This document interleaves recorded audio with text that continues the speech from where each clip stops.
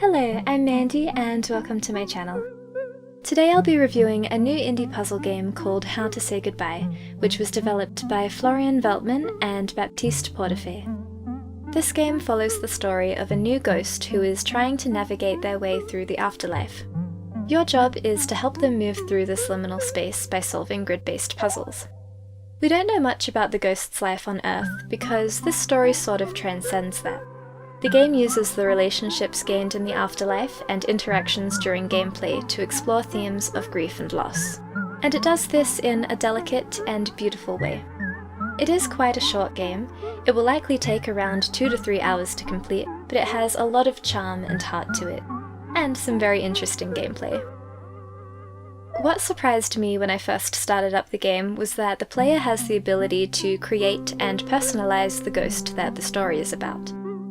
The game gives you a written description about the ghost with blank spaces for you to fill out some information about them, such as their nicknames, their favourite food, and their favourite season. You can also customize their appearance, which is a really nice touch. Once our little ghost is created, we're dropped into the first level of the liminal world. How to Say Goodbye has a really interesting mechanic where the only thing we can directly control is the environment, or more specifically, the grid. Everything in the environment is locked onto a tile on the grid, which we can manipulate to reposition things. So instead of making our characters move themselves around, we have to drag columns or rows of the grid to pull them to a different spot. It works sort of like a conveyor belt with a track that you can move back or forth. But each tile is actually part of a crosswise track, so in that sense, I suppose it's more like a giant Rubik's Cube. But instead of trying to get the same colours lined up, you're trying to line up the ghost with a target object, such as a key, a switch, or a door. Now, because we're not working with perfectly strict lines, these tracks sometimes twist and bend, which results in some really fun puzzles. You'll need to play around with the grid to see which tiles are part of which paths. Oftentimes, different groups of tiles will be chained together depending on where you start dragging them from, so you'll need to think creatively if you want 2 specific tiles to align. Each level follows a similar pattern in terms of puzzle mechanics. You'll usually be trying to move a key to the ghost, or vice versa, and then move the ghost to a door. To achieve this, you might have to move obstacles around the map, step on buttons to raise or lower platforms, or move tiles around fans to create a draft to activate them. About halfway through the game, warp points are introduced, which allow for a little more complexity in puzzle design, though for the most part they're not too difficult. Later chapters have puzzles that require you to complete a network of pipes to activate different things in the environment. You can have a lot of fun with these types of puzzles too, especially when paired with a floor that is constantly moving.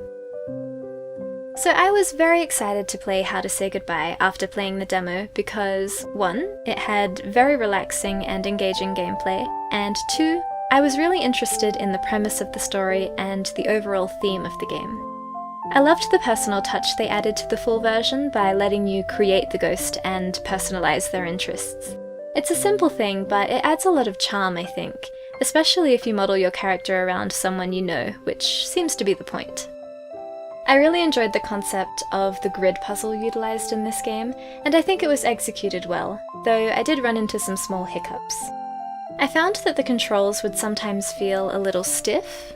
Whenever a line of tiles runs into one edge of the screen, it will link back to the opposite edge or the beginning of the track, creating this continuous stream of movement. To move tiles, you need to click and drag, and because the mouse is holding on to a specific tile, once that tile goes off the edge, your cursor will follow it and loop back to the other side of the screen. This can feel a little jolting sometimes and almost disorienting for your hand, if that makes sense. And then the only other situation where controls were a bit uncomfortable were with the warp points. They sometimes felt a little jumpy or jagged. It was almost as though I was getting my cursor jammed in them sometimes.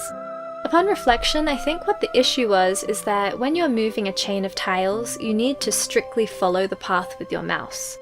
If you keep dragging in one direction and don't adjust for a bend in the path, it will interrupt the flow of movement and you might get stuck. I realised I was having trouble specifically with warp points that were structured around a bend, because I would intuitively just try to move straight through them.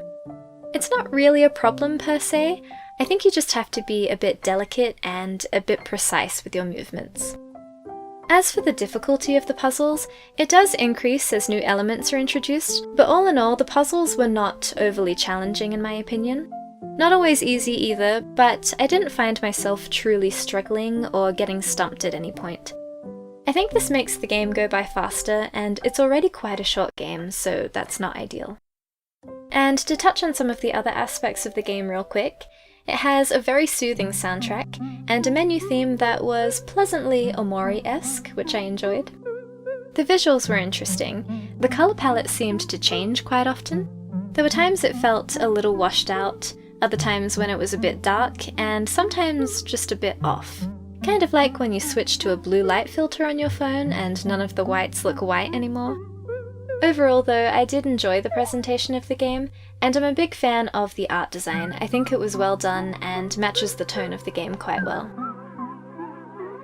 Overall, I think How to Say Goodbye is a beautiful little game, albeit a very short one. I think of it as the perfect game for a laid-back Sunday afternoon, or maybe a road trip where you want something to engage your mind for a while without being too demanding. It has great pacing, and I found it held my attention really well. I really enjoy puzzle games that have some sort of narrative substance to them, and I think How to Say Goodbye explores some very relevant and important themes. The story is quite light in terms of story to gameplay ratio, but also in terms of tone, and I think both of these things work really well for this game. It's a really soothing experience that gets straight to the point, but also has a sweet message that you can take home from it. It's interesting because even though the story is told from the perspective of someone who lost their life, the lessons of course apply to the ones who were left behind as well. I think ultimately that's the message of the game. It uses this tale from the other side to show that it's possible for everyone to find inner peace after losing someone they love. So that's my review of How to Say Goodbye. I'm glad I picked this one up, and I hope I was able to shed some light on it for anyone who was curious about it. Thanks so much for watching. I hope you have a lovely day, and I will see you next time.